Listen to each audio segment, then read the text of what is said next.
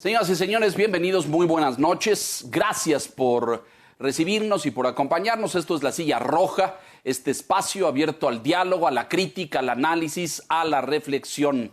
Estando el debate con la intensidad en torno a la reforma eléctrica presentada por el presidente de la República al Congreso de la Unión, hemos invitado a un experto en esta materia, al maestro Carlos de María y Campos, a quien agradezco mucho su presencia.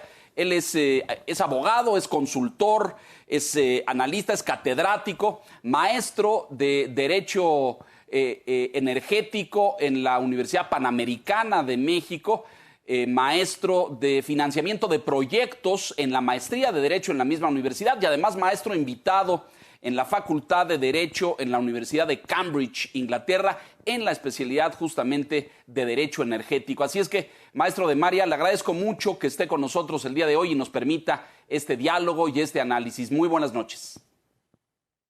¿Qué tal, Leonardo? ¿Qué tal a todo el equipo buenas noches y pues muy contento de estar acá con ustedes, sentado en la silla roja. Muchísimas gracias. Don Enrique Quintana, muy buenas noches. ¿Qué tal? Buenas noches a todos. Bienvenido, maestro. Víctor Piz, buenas noches. Buenas noches, Leonardo, Enrique. Don Carlos, un gusto. Bienvenido a esta silla roja. Muchas gracias, encantado de estar acá. Maestro de María, pues el debate ha sido intenso a lo largo de la semana que termina. Hemos visto pues ya múltiples posicionamientos, muchas voces de expertos, de académicos, como usted, algunas voces del sector privado, de la empresa. Yo no sé si unánime, sería a lo mejor muy extendido. He visto también algunas posiciones a favor de la reforma, contadas, pero sobre todo lo que veo es una opinión mayoritaria en contra. Antes de empezar a desmenuzarla, maestro de María y Campos, antes de empezar a ver los detalles, qué contiene, qué propone, yo le pediría que hiciéramos como un contexto de dónde está la industria eléctrica en este momento en México, en qué estado la encuentra la reforma, para tener un antecedente de dónde estamos o de dónde venimos y hacia dónde pretende el gobierno ir. Si es tan amable, maestro de María, por favor. Con mucho gusto, Leonardo. Mira, y un recorrido muy rápido en la historia de la industria.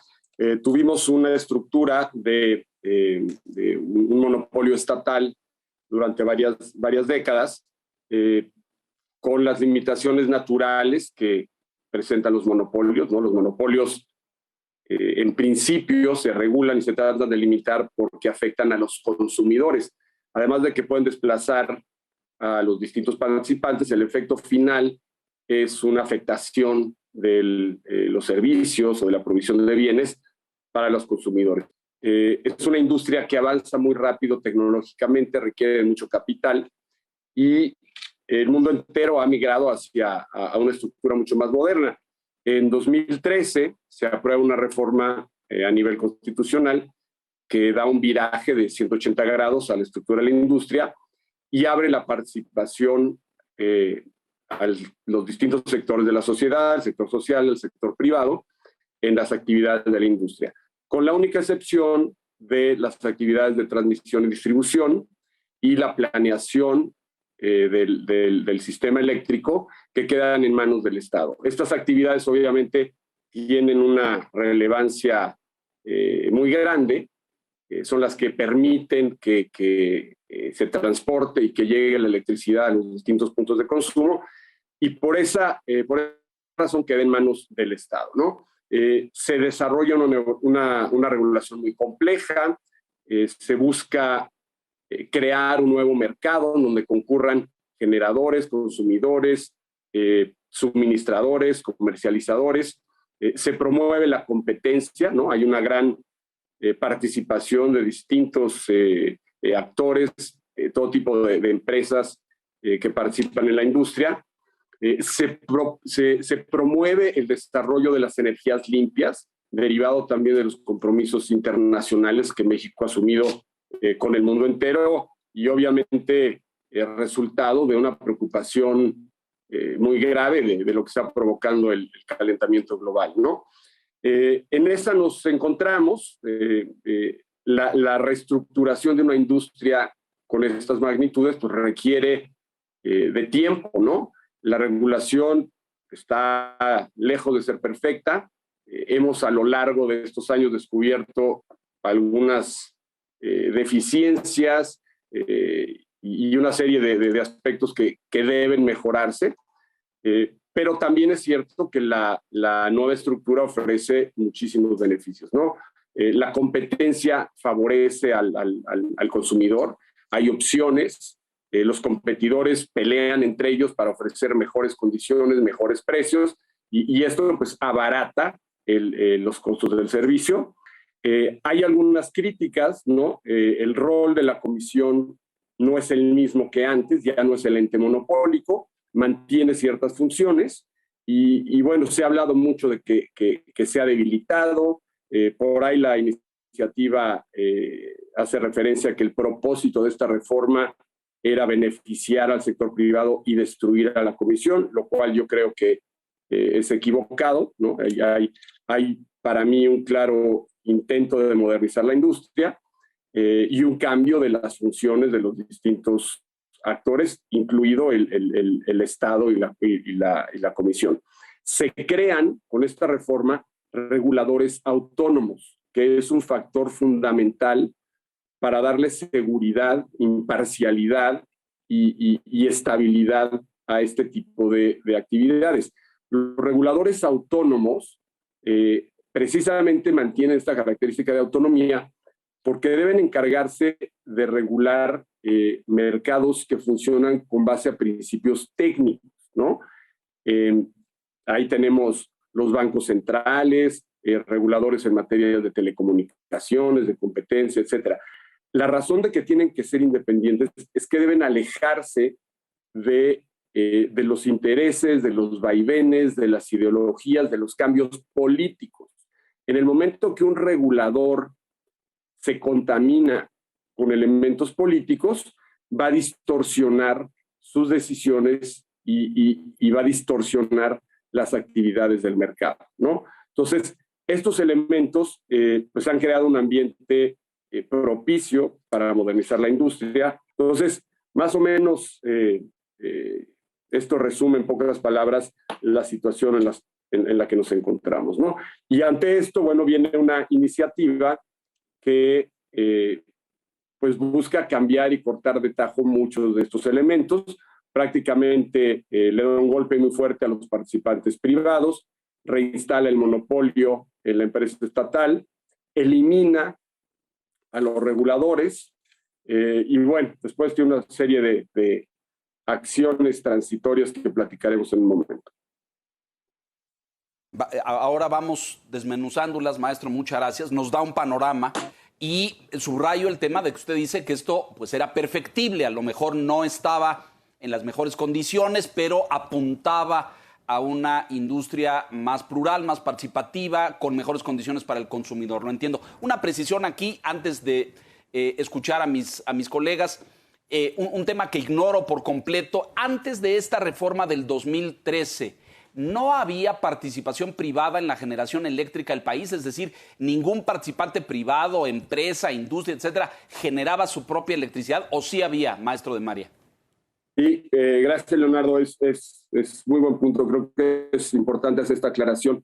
En 1992 se reforma la entonces vigente Ley del Servicio Público de Energía Eléctrica y crea unas figuras en las que puede participar el sector privado, considerando que no constituyen servicio público. La Constitución establecía la exclusividad para el Estado para todas las actividades de la industria, generación, transformación, transmisión y venta al público, para servicio público. Esta modificación crea unas figuras distintas que no constituyen servicio público y que fueron utilizadas en su momento con mucho interés y creo que con mucho éxito. Están las figuras del productor independiente, que su objetivo es venderle a la Comisión Federal de Electricidad, quien utilizará la electricidad para sus fines. Está la figura del autoabastecimiento y la cogeneración, que son muy similares, en donde un generador puede generar para beneficio de sus socios consumidores, ¿no? O para consumo propio. Existen figuras del autoconsumo propio, en donde una empresa es dueña, además de su fábrica o de sus instalaciones industriales, tiene una pequeña planta de generación, en algunos casos no es tan pequeña, y se autosuministra. En otros casos, la ley prevé la figura de la sociedad de autoabastecimiento, en donde ahí ya hay distintas entidades, ¿no? La sociedad es una persona moral y los consumidores, que tienen que ser sus socios, son personas distintas, y la sociedad le entrega la electricidad que genera a estas sociedades para su consumo. Hay otras figuras, pequeño productor, importación, exportación. Muy importante, gracias por la precisión. Enrique Quintana. Carlos, uno de los cuestionados de la iniciativa tiene que ver con aquello donde se plantea la cancelación de todos los permisos que se han otorgado hasta este momento, que incluyen tanto los que están al amparo de la reforma del 2013, como aquellos que ya existían, como referías, desde 1992 y en adelante. Hay quien ha calificado, el propio sector privado, a través del Consejo Coordinador Empresarial, esto como una expropiación implícita, porque si bien no es una expropiación en términos jurídicos, al quitarse el objeto del negocio o bien dejarse a discreción de quien va a tener el monopolio en buena medida de nueva cuenta, que es la Comisión Federal de Electricidad, ella va a definir a quién le compra, a quién no le compra, al margen de los contratos que se hayan hecho con anterioridad. ¿Cómo podemos entender? ¿Se justifica este juicio de una virtual expropiación, de una expropiación implícita a partir de este artículo reformado, Carlos? Sí, mira, y creo que y en un momento abundaremos sobre este tema de la cancelación de los permisos, porque además de la reinstalación del monopolio, con todos los impactos que tiene, daños a los costos, a las tarifas, al ambiente, yo creo que es por mucho el elemento más preocupante y más destructivo que tiene esta reforma. Pero en cuanto a tu pregunta, si esto constituye una expropiación, yo creo que sí. Lo que pasa es que tenemos que matizar un poquito el concepto de expropiación. La expropiación es cuando el Estado adquiere para sí mismo bienes o activos que son propiedad de particulares, ¿no? Puede ser un inmueble porque por ahí va a pasar una carretera. Y en este caso lo que está expropiando el Estado es la actividad, las actividades de la industria eléctrica. La modificación constitucional que se propone establece que será exclusivo del Estado, a través de la Comisión de Electricidad, las actividades de la industria eléctrica, ¿no? Entonces, con este lenguaje, pues, la única entidad facultada para realizar las actividades de la industria es la Comisión Federal de Electricidad. Esto implica que los propietarios de fuentes de generación pues, se quedan con su activo, pero ya no pueden utilizarlo. Por ahí también vienen algunas reglas que son tal vez inclusive un poquito contradictorias, porque por un lado te dice que las actividades van a ser exclusivas del Estado y después abre la puerta para un porcentaje de participación privada. Entonces, yo creo que sí hay una actividad, una expropiación de la actividad industrial, pero además evitando la obligación de indemnizar a las entidades por los bienes que les expropias, ¿no? Cuando en la legislación de expropiación y en muchos acuerdos internacionales se establece claramente que una expropiación puede hacerse por una causa de utilidad pública y mediante el pago de una indemnización.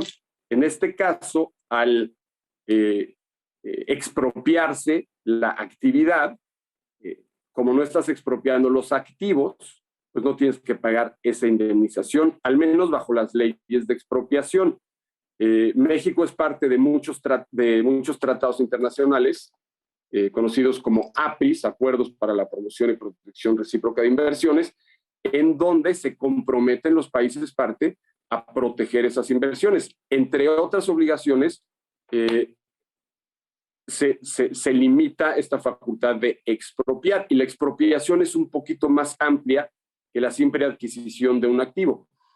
Cualquier acto que elimina o que destruye el valor de esas inversiones es equiparable a una expropiación y detona las mismas consecuencias que si hubiera sido una expropiación directa, ¿no? Entonces, yo sí creo que hay una expropiación de la actividad y que también dará lugar al pago de indemnizaciones cuantiosísimas, ¿no? Se habla de cerca de 50,000 millones de dólares solamente en la industria eléctrica, que seguramente serán materia de este tipo de disputas, ¿no? Retomo este punto que me parece central en esta explicación muy precisa al tema de la expropiación. Maestro Demian, cualquier acto que disminuya, decía usted, o elimine el valor de esas inversiones, se hará acreedor a indemnizaciones. Esto en el marco de la legislación internacional. Esto quiere decir que si la iniciativa pasara como está propuesta, sin modificaciones, México sería objeto de múltiples demandas y litigios por pues todas esas empresas que a lo largo de la última década, por lo menos, han venido a invertir en materia de generación eléctrica. ¿Lo estoy entendiendo correctamente? Correctamente, Leonardo. No tengo ninguna duda que así sería. De hecho, como antecedente de esta reforma constitucional, el gobierno ha expedido una serie de medidas a todos los niveles, desde resoluciones de los órganos reguladores, por ahí alguna política de la Secretaría de Energía, la conocida como la política de confiabilidad, otras resoluciones que buscaban incrementar tarifas, inclusive a nivel legislativo, modificaciones a la ley de la industria eléctrica. Todas ellas intentaban, de alguna manera, reinstalar el monopolio en la industria, quitándole algunas facultades a los reguladores y tratando de utilizarlas a través de la CENER, estableciendo una serie de restricciones a las fuentes renovables, que en algunos casos son aplicables, ¿no? Uno de los problemas graves que tuvo la política de CENER es que contiene una serie de regulaciones técnicas aplicables a la conexión de muchas de estas fuentes al sistema y a las reglas de despacho, que no son otra cosa, sino que los criterios bajo los cuales se van a ir arrancando las plantas. O sea, el sistema va solicitando energía eléctrica que se vaya inyectando al sistema según la demanda lo requiere, y hay un orden que se conoce como mérito económico, que establece básicamente que las de más bajo costo van entrando primero, ¿no? Entonces vas asegurando que el suministro que entra al sistema pues siempre es el más barato en el momento en que lo vas generando. Entonces, todas estas reglas que se expidieron fueron recurridas por todo el sector, ¿no? Se inició ahí una batalla legal interminable, ¿no? De cientos, si no es que miles de amparos y otro tipo de defensas, en donde, pues, quedaba muy claro que todas estas disposiciones contravenían la estructura constitucional, ¿no? Principios de libre competencia, de protección al ambiente, garantías de salud de los mexicanos y, entre otras, también la separación de funciones de los reguladores, ¿no? Entonces, esta reforma trata de a nivel constitucional, recobrar todos esos intentos que se vinieron haciendo pues en los últimos 2 años, ¿no? Desde el inicio de la administración, así es. Víctor Piz, te escuchamos. Sí, un poco en la línea de lo que se comenta ahora, esta propuesta del presidente López Obrador es el tercer intento de su gobierno para cambiar la forma en que opera el mercado eléctrico mexicano. Ahora Carlos recordaba la llamada política de confiabilidad en el sistema eléctrico que emitió la Secretaría de Energía, se le llamó el decreto NALE, y la Corte declaró inválido en buena parte este acuerdo. Y si bien se dejó insubsistente, como dicen los abogados, sus elementos principales fueron retomados en la reforma a la ley de la industria eléctrica. Es una ley secundaria que fue aprobada por el Congreso y sobre la que la Comisión Federal de Competencia Económica interpuso una controversia constitucional. Sobre esta misma ley cayó una lluvia de amparos en contra de ella. Los tribunales especializados, los juzgados en competencia han otorgado suspensiones provisionales definitivas, pero también está siendo discutida en la Corte. Aquí el tema, Carlos, es que esta iniciativa nueva, la del 30 de septiembre, claramente tiene un radicalismo en la política energética del gobierno y un discurso muy acentuado contra las empresas privadas, ¿no? O sea, ha ido aumentando el gradualismo, la intensidad del gobierno en estos intentos por marcar claramente línea sobre la política energética que quiere implementar, ¿no? Así es, y esta reforma pues, es resultado de que ha quedado muy claro que pues, todos esos intentos iban en contra de la Constitución. Si la Constitución dice que en la industria eléctrica no debe haber un monopolio, cualquier actividad que se acerque hacia el monopolio, ¿no? El imponer barreras, el tratar de beneficiar a la Comisión Federal de Electricidad de manera artificial. Por ejemplo, el orden del despacho tiene un mérito económico y tiene una explicación. Así funciona en todo el mundo. Busca las mejores condiciones para el usuario. El sistema despacha, es decir, solicita energía eléctrica de las centrales más baratas. Entonces, conforme va subiendo la demanda a lo largo del día, pues empiezas con las que tienen el menor costo, hay más demanda y esta planta ya está a su capacidad máxima, pues entra a la que sigue en términos de costo.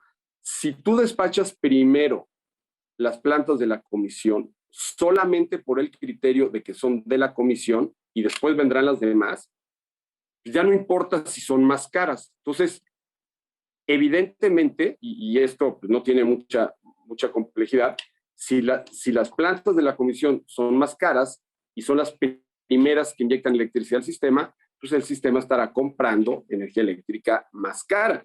Y las tarifas que tendremos que pagar los consumidores, pues serán más caras. Entonces, como todos esos principios de sustentabilidad, operación eficiente del sistema, libre competencia, libre concurrencia, no monopolio, están en la Constitución, pues todas esas medidas son inconstitucionales. Y así lo han declarado los tribunales, en mi opinión, de forma acertada.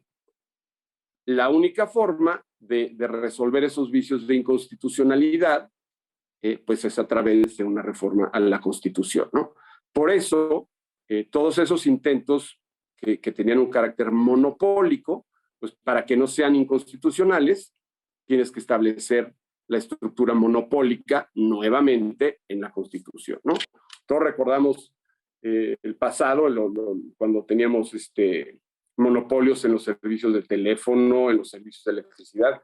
Para conectar una línea te pasabas meses, la calidad del servicio estaba muy lejos de lo que puedes tener cuando hay competencia. Entonces, esta modificación a nivel constitucional, pues busca de alguna manera corregir o legitimar todas esas fallas legales que han sido impugnadas y declaradas inconstitucionales por los tribunales. Literalmente es regresar al régimen del monopolio, del generador único central. Enrique, te escuchamos. Carlos, pensando en lo que puede suceder en términos legales, Supongamos que pasa la reforma, se convierte en ya regla en la Constitución, se hacen las adaptaciones en las leyes, los transitorios establecen un plazo para que esto ocurra. ¿Qué es lo que van a hacer las empresas? Las empresas privadas, cuando había modificaciones a la ley o administrativas como la política de confiabilidad, estaba el recurso de acudir a los tribunales a demandar amparos, lo cual sucedió. Se otorgaron multitud de amparos cuando se cuestionó la política de confiabilidad. Pero ahora es la modificación en la Constitución. Parecería que quedan en la indefensión. ¿Habría tribunales nacionales a donde acudir o la única instancia sería buscar tribunales internacionales para presentar reclamos en términos, por ejemplo, de lo que decías, de los acuerdos de protección recíproca de inversiones?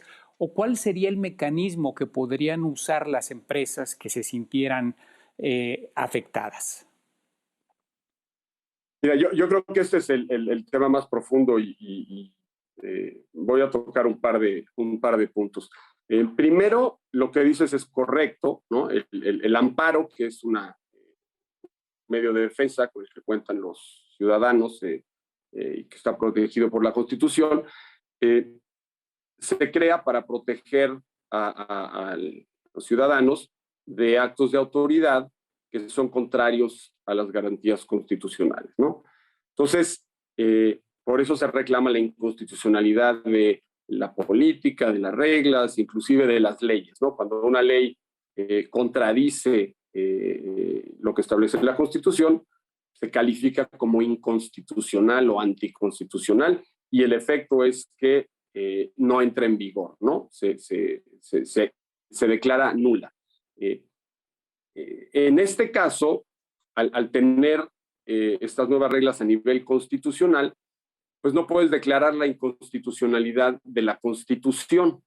Entonces, esta defensa que busca restablecer el orden constitucional, pues no es aplicable y no sería procedente porque la Constitución siempre será constitucional, ¿no? Ahí hay algunos debates y algunos mecanismos en cuanto a si existen reglas supraconstitucionales en materia de derechos humanos, que yo creo que en este caso habría violaciones graves, pero en principio los afectados no tendrían muchos recursos a nivel nacional, si no es que ninguno, para impugnar la inconstitucionalidad de la Constitución y tendrían que acudir a otras instancias internacionales, ¿no? Ahora, tu pregunta es, ¿qué van a hacer, no? Y para entender qué van a hacer, yo creo que es muy importante entender qué les va a pasar, ¿no? Porque dependiendo de las consecuencias que tenga esta reforma en los diferentes participantes de la industria y más allá de la industria, que ahora lo comentamos, pues habrá que definir qué es lo que pueden hacer, ¿no? De qué tamaño es el daño, de qué naturaleza y qué opciones se encuentran en la legislación nacional e internacional, ¿no? Para mí, la mayor preocupación y lo más destructivo que tiene esta iniciativa está en los transitorios. En uno de ellos establece que a partir de la entrada en vigor de esta reforma se modifica la Constitución y se cancelarán todos los permisos y se cancelarán todos los contratos que tienen los generadores privados. Por ahí la iniciativa en algunas secciones habla que los generadores privados generan alrededor del tienen el 62% del mercado. Por ahí en otra parte te dice que el 46% de la energía eléctrica requerida en el país proviene de las centrales, se sustentó a los modelos que se anulan de estas centrales, ¿no? Entonces, por un lado habla del 62, en otro habla del 46, por cerrar números hablemos del 50%. El 50% de la generación que requiere el país y que está sustentada en permisos al día siguiente que entra en vigor la reforma, se cancelan estos permisos. Entonces, esto implica que el 50% de la generación que se entrega al país se tendrá que apagar, porque los generadores privados, al quedarse sin un permiso, están jurídicamente impedidos de generar electricidad, de conectarse a la red y de entregarla al sistema. Entonces, nos quedamos sin el 50% de la electricidad que consume el país completo. La comisión no cuenta con esa capacidad para reemplazar de manera inmediata el 50% de la generación del país. Estamos hablando de un volumen brutal, ¿no?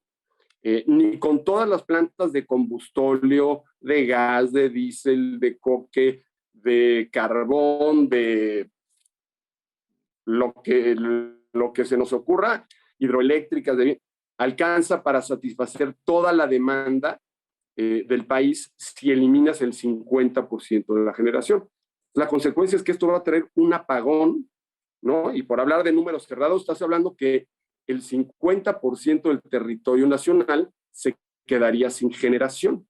Entonces, pues en primer lugar, el primer impacto que tienes es la destrucción de las inversiones eléctricas, ¿no? Las plantas que generaban y recibían un ingreso, estás hablando de proyectos de 100, 200, 300, 400, hasta 1,000 y pico millones de dólares, pues se quedan legalmente inhabilitadas.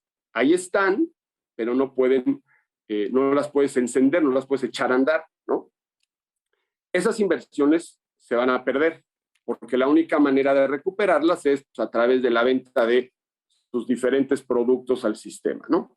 Entonces, bueno, pues ahí tienes un daño gravísimo. Hace unos días leía un artículo por ahí que hablaban de que la inversión privada en estos proyectos asciende a 45,000, cerca de 50,000 millones de dólares, que seguramente serán reclamados a través de estos mecanismos para recibir indemnización, ¿no? El segundo impacto gravísimo, ¿no? Ya se destruyeron las inversiones, lo vamos a tener en el sector financiero. Un muy alto porcentaje de estas plantas, no sé si el 80, el 90, el 70, pero un porcentaje muy alto de estos 50,000 millones de dólares, se construyó con créditos.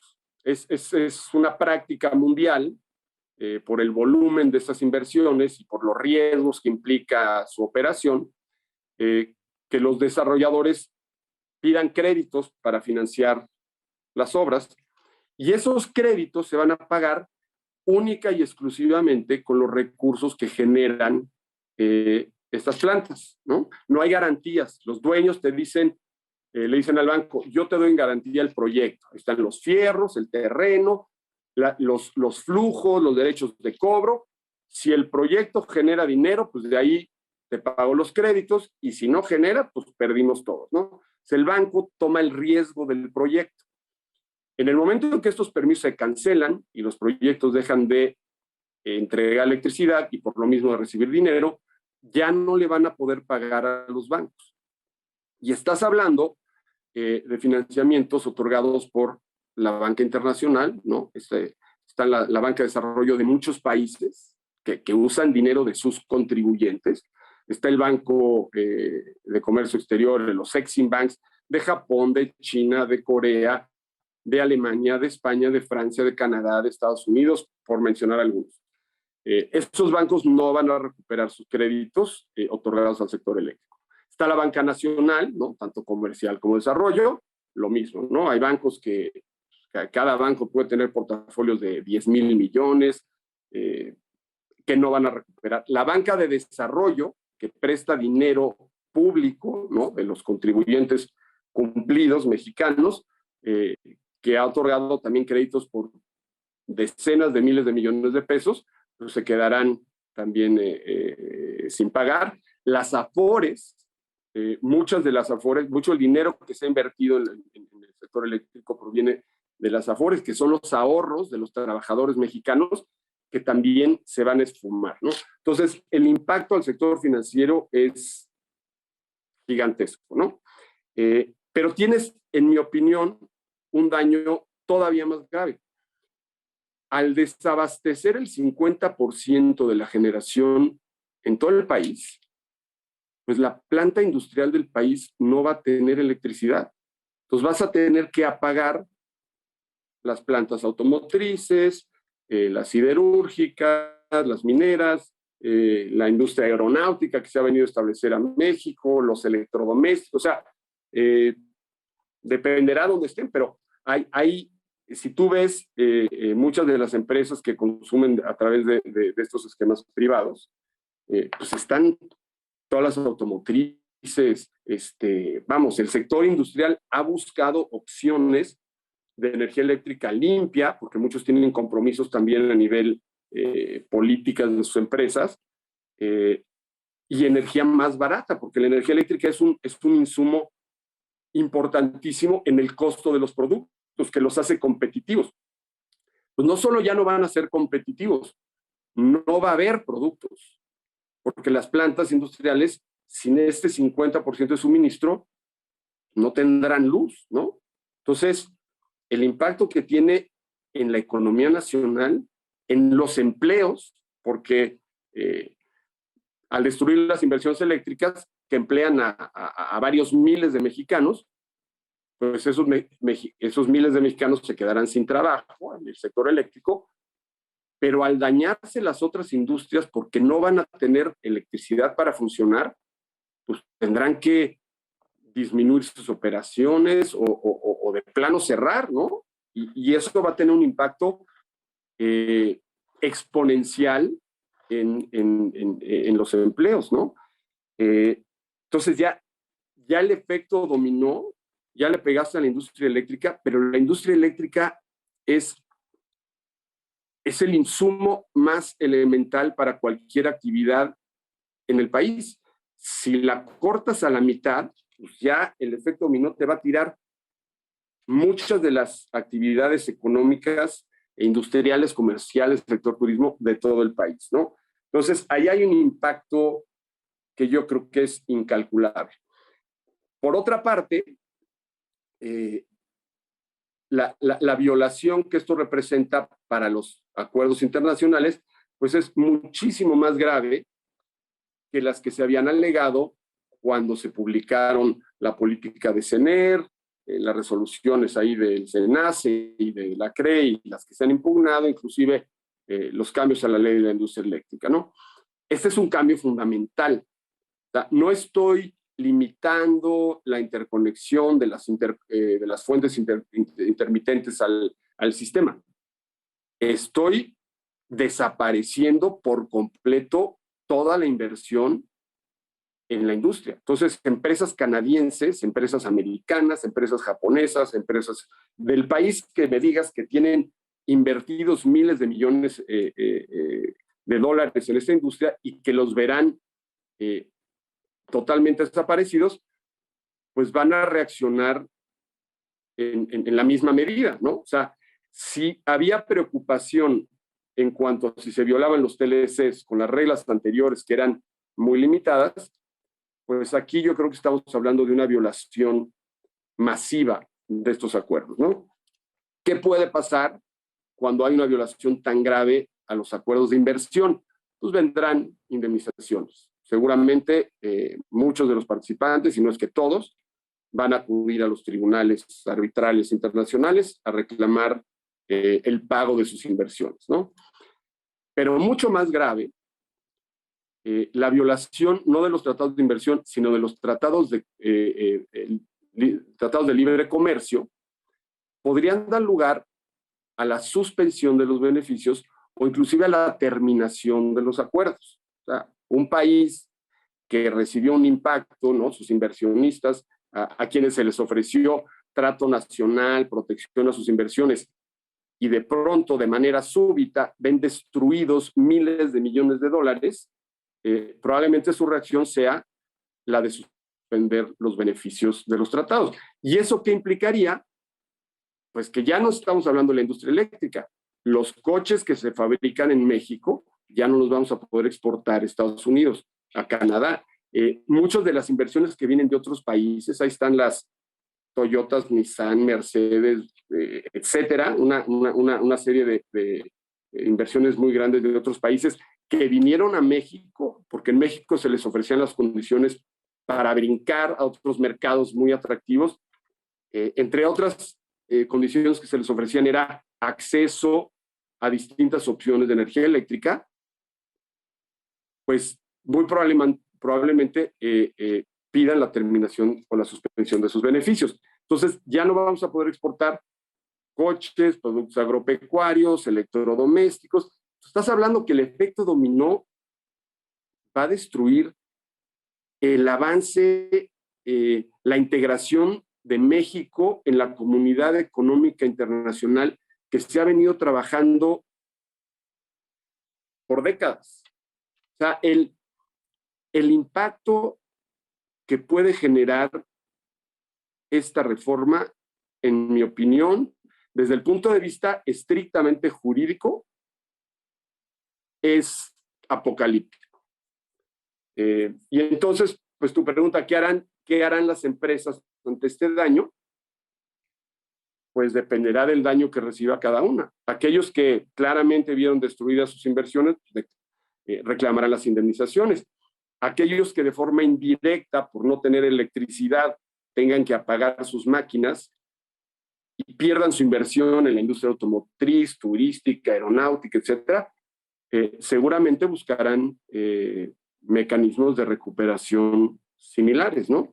Y los países probablemente pues, analicen la viabilidad de los acuerdos comerciales ante una grave violación de los acuerdos que ahí se establecieron, ¿no? Entonces, sí creo que la cadena de consecuencias es gravísima, ¿no? Es descomunal, maestro de María, ya describió el financiero, el industrial, el comercial, el internacional. Es descomunal el impacto que esto pueda tener. Vamos a regresar a apuntes precisos y a algunas notas de mis compañeros. Déjenos hacer una pausa aquí y volvemos enseguida.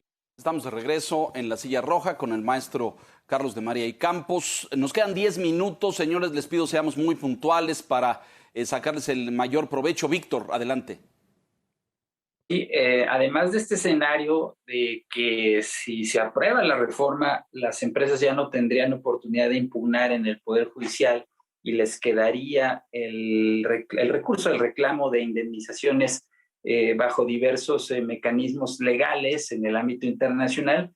Creo que también hay ambigüedad en la iniciativa porque, bueno, el presidente dice que lo que propone no es nacionalizar, solo es darle su lugar a la CFE, que tendrá el 54% del mercado de generación y el 46% será para empresas particulares, pero no se establece la manera o la vía en la cual se puede llegar a ese 46%. Y hay algo más, Carlos, que creo que también llama mucho la atención y es preocupante, porque dice la iniciativa, las actuales inversiones en generación eléctrica estarán sujetas a la planeación y control del sistema eléctrico nacional a través de la CFE, que se convierte en el organismo del Estado responsable de la electricidad como área estratégica. O sea, CFE, juez y parte, va a decidir quién sí puede invertir y quién no puede hacerlo, ¿no? En lo personal, pienso que esta distribución, ¿no? de 54 para el Estado, 46 para el sector privado, en mi opinión es irreal. Y te voy a decir por qué. En el momento en que la CFE, como lo menciona, se convierte en juez y parte y va a regular el sector, ya no va a haber imparcialidad. Una de las razones por las que los participantes en el mercado invirtieron y arriesgaron y comprometieron miles de millones de dólares es porque en México encontraban un sector debidamente regulado, con órganos reguladores autónomos que tienen autonomía técnica y de gestión. Pueden no ser perfectos, porque también Esta reforma pasó en 2013, la legislación se hizo en 2014, 2015, se ha venido haciendo día a día, las subastas, los participantes empiezan a desarrollar sus proyectos que toman 2, 3 años. Entonces, la verdad es que llegar a un funcionamiento óptimo del sector, pues toma muchos años. Pero había un marco, ¿no? Bastante imparcial, órganos reguladores autónomos, un operador independiente, SENACE, que es el que decide técnicamente quién se conecta a la red, cuándo, cómo, qué plantas se despachan primero, que es una operación, es como ciencias ocultas.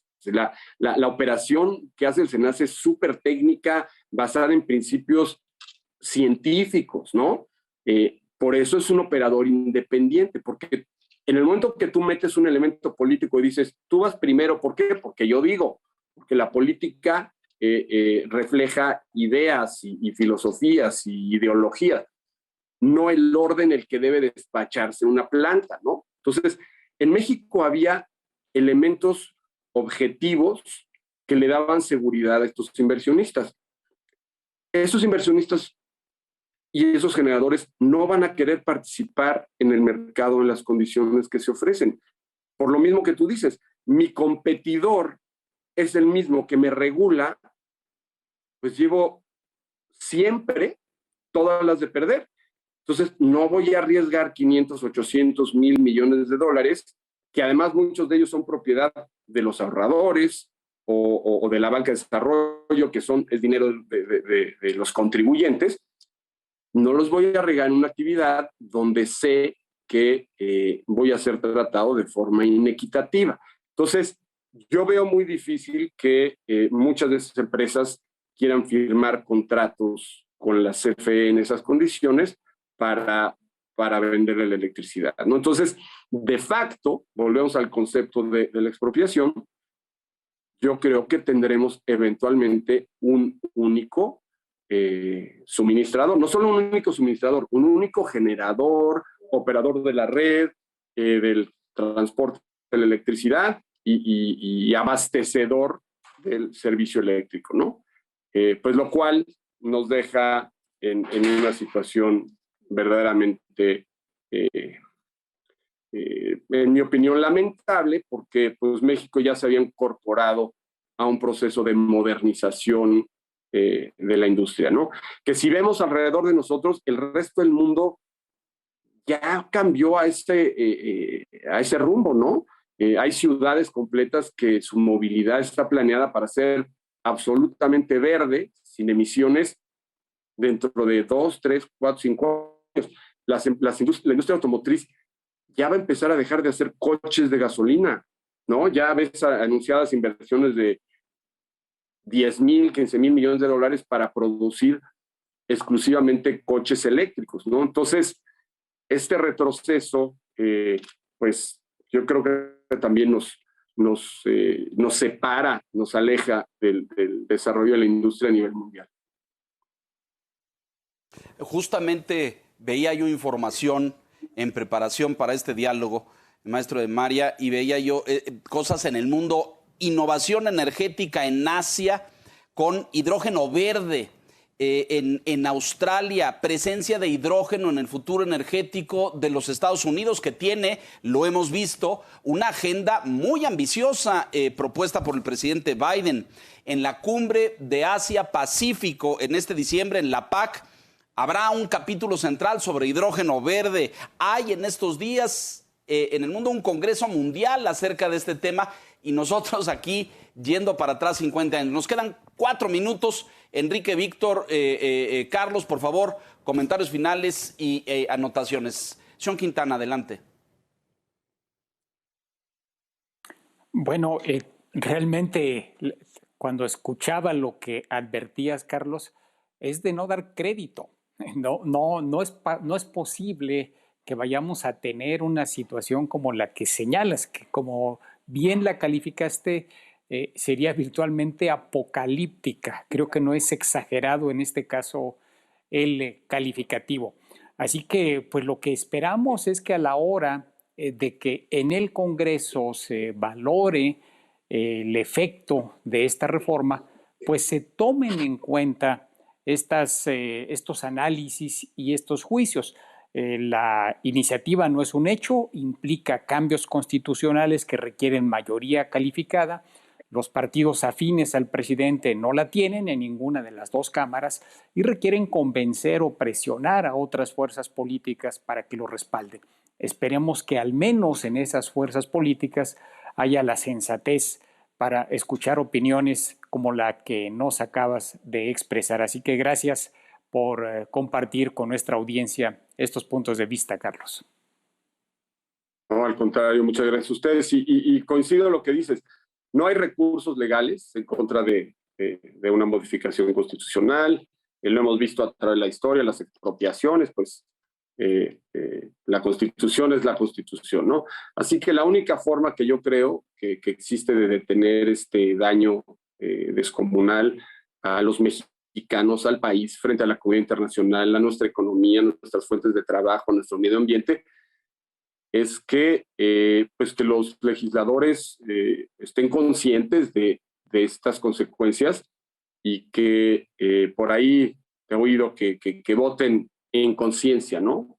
Yo creo que nosotros elegimos para hacer lo mejor para nuestro país y definitivamente creo que esta iniciativa nos causará un daño terrible y lo sufriremos nosotros, lo sufrirán nuestros hijos y seguramente nuestros nietos, porque darle la vuelta va a ser muy difícil. Yo no me imagino al Partido Verde votando en contra de las energías limpias, ¿no?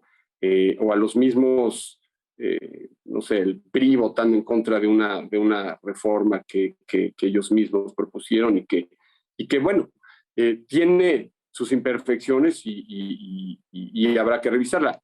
Yo creo, y mi sugerencia sería no quitar el dedo del renglón, porque es una industria que es demasiado importante como para dañarla, pero también es demasiado costosa, demasiado técnica, demasiado compleja como para que la pueda llevar a cabo una parte sola. Es una industria que requiere de la colaboración de todos. El gobierno es el responsable del control, de la planeación estratégica, pero no tienen los recursos ni la tecnología que avanza todos los días a una velocidad impresionante. Y yo creo que la única forma inteligente y creativa de hacer funcionar de la mejor manera esta industria es colaborando, ¿no? Y sentándonos. Y yo creo que procedería una revisión de todo el marco legal que yo estoy convencido desde el punto de vista legal no requiere cambios constitucionales, en donde se busque tener reguladores independientes, bajar los precios, proteger el medio ambiente y fortalecer a las entidades del Estado. No está peleada una cosa con la otra, pero este nivel de destrucción yo creo que es absolutamente innecesario y bueno, pues tendrá consecuencias muy difíciles de atender, ¿no? Gracias, maestro de María. Se nos termina el tiempo. Lamentablemente yo creo que daría todavía para más, pero ha sido un extraordinario resumen porque nos pinta una película, pues sí, apocalíptica, tristemente. Víctor, tus anotaciones finales, por favor. Creo que lo más importante debe ser la calidad de la infraestructura eléctrica, el abasto garantizado, las tarifas a los consumidores y el costo que tendrá para las finanzas públicas este rescate de la CFE, como le llama el presidente, y esta charla que hemos tenido con Carlos de María, sin duda que aporta elementos para el debate. Por eso le agradezco su presencia esta noche. Gracias a todos. Muchas gracias. Me gusta mucho esta conclusión, maestro de María y Campos, en el sentido que fortalecer al organismo del Estado no significa eliminar la competencia, eliminar las mejores tarifas y la energía más limpia para beneficiar al consumidor, no significa fortalecer e independizar aún más, si se puede, hoy totalmente cooptados por el gobierno, a los órganos autónomos, reguladores, en fin, se podrían encontrar caminos. Vamos a ver si el Congreso y los partidos, usted dice, No veo al verde votando por una iniciativa que contamine el ambiente. Bueno, es que este verde pues no defiende el medio ambiente, es un apéndice del poder. Todo es posible en política, es perfectamente posible. Ya vimos voces priistas en esta semana que contradicen la reforma que votaron ellos mismos en el 2013. Es inconcebible. Nos tenemos que ir. Maestro de María de Campos, le agradezco profundamente su gentileza para sostener este diálogo y el tiempo. Gracias por su conocimiento y su experiencia. Víctor Piz, muchísimas gracias. Buenas noches. Enrique Quintana, gracias. Y a usted, que nos hace el favor y la gentileza de escucharnos. Aquí, La Silla Roja, puntualmente la semana entrante. Hasta entonces, gracias. Gracias, buenas noches.